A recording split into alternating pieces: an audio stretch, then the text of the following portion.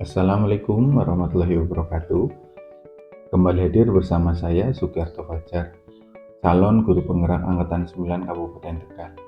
Pada kesempatan kali ini, saya akan memaparkan modul 2.2.A.8, yakni koneksi antar materi yang membahas tentang pembelajaran sosial dan emosional, yang kedepannya akan saya sebut sebagai PSE.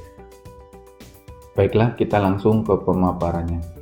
Yang pertama, apakah kesimpulan tentang perubahan pengetahuan, keterampilan, sikap sebagai pemimpin pembelajaran setelah mempelajari pembelajaran sosial dan emosional?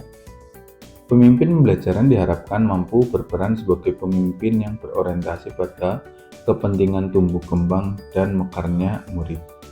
Kemudian perubahan pengetahuan setelah mempelajari KSE atau kompetensi sosial dan emosional mampu memahami teori KSE dan merubah paradigma belajar yang tidak hanya berfokus pada konten dan skill saja, akan tetapi pada proses tumbuh kembang dan lokasi karakter murid.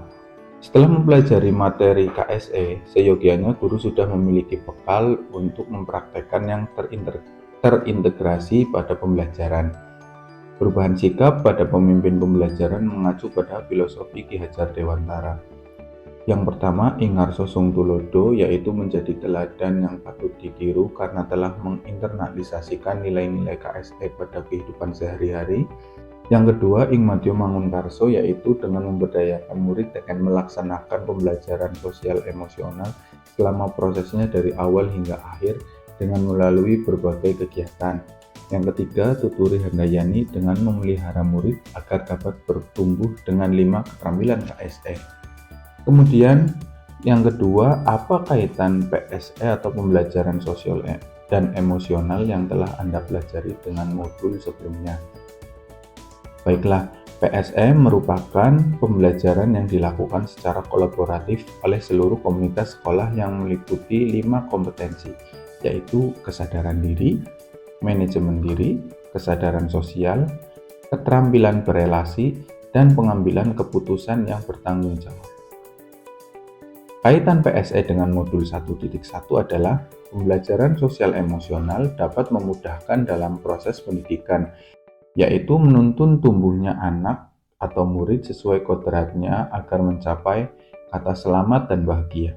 Kemudian kaitan PSE dengan modul 1.2 yaitu 5 kompetensi PSE sejalan dengan nilai guru penggerak yang berpihak pada murid, reflektif, inovatif, kolaboratif, dan mandiri. Peran pada guru penggerak yaitu sebagai pemimpin pembelajaran, menggerakkan komunitas praktisi, coach bagi guru yang lain, kolaborasi antar guru, serta mewujudkan kepemimpinan murid dapat dilaksanakan dengan baik jika guru sudah menginternalisasi nilai-nilai yang ada pada pembelajaran sosial emosional. Kaitan PSE dengan modul 1.3 yakni dalam pelaksanaan proses pembelajaran sosial emosional sangat membantu dalam pembentukan profil belajar Pancasila, yakni beriman, bertakwa kepada Tuhan Yang Maha Esa, dan berakhlak mulia, mandiri, bergotong royong, berkebinekaan global, kritis, dan kreatif. Hal ini dapat berproses dengan nyaman tanpa paksaan dan tekanan dari siapapun, karena bersumber dari nilai kebaikan diri masing-masing. Kemudian kaitan PSE dengan modul 1.4 adalah budaya positif. Budaya positif sejalan dengan nilai PSE yang mengutamakan karakter seluruh warga sekolah mulai dari murid, guru, dan karyawan. Proses budaya positif dan PSE tidak hanya dilaksanakan pada lingkup sekolah, tapi juga keluarga dan anggota masyarakat. Kemudian yang selanjutnya, PSE dengan modul 2.1 mempunyai kaitan dalam pelaksanaan pembelajaran berdiferensiasi yang disandingkan dengan pembelajaran sosial emosional. Hal ini dapat mewujudkan pembelajaran yang akan berlangsung menyenangkan, nyaman, serta dapat membahagiakan baik murid maupun guru. Kemudian yang ketiga, pemahaman pada modul 2.2. Ada beberapa poin. Poin pertama, sebelum mempelajari modul ini, saya berpikir bahwa sosial emosional dilaksanakan secara terpisah, sehingga dalam pelaksanaan PSE sangat sulit dilakukan. Akan tetapi setelah mempelajari modul ini, ternyata PSE dapat dilaksanakan secara terintegrasi dan dapat menghasilkan proses pembelajaran yang sangat nyaman dan membahagiakan, dan pada hasil akhirnya dapat meningkatkan hasil belajar murid.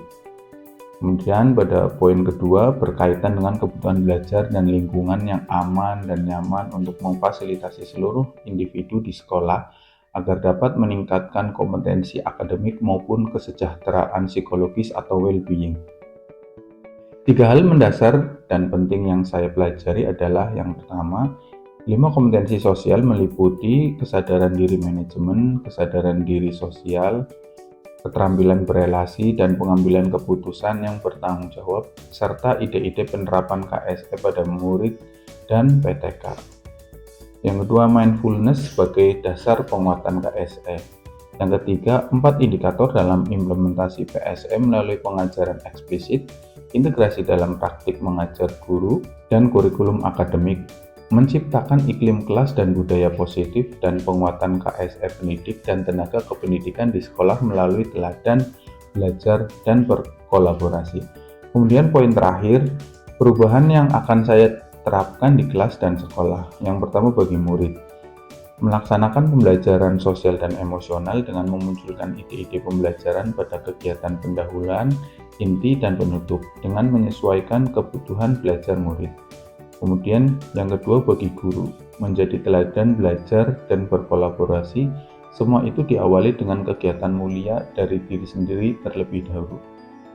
Demikian pemaparan modul 2.2.A.8 koneksi antar materi tentang pembelajaran sosial dan emosional. Semoga bisa bermanfaat untuk kita semua. Assalamualaikum warahmatullahi wabarakatuh.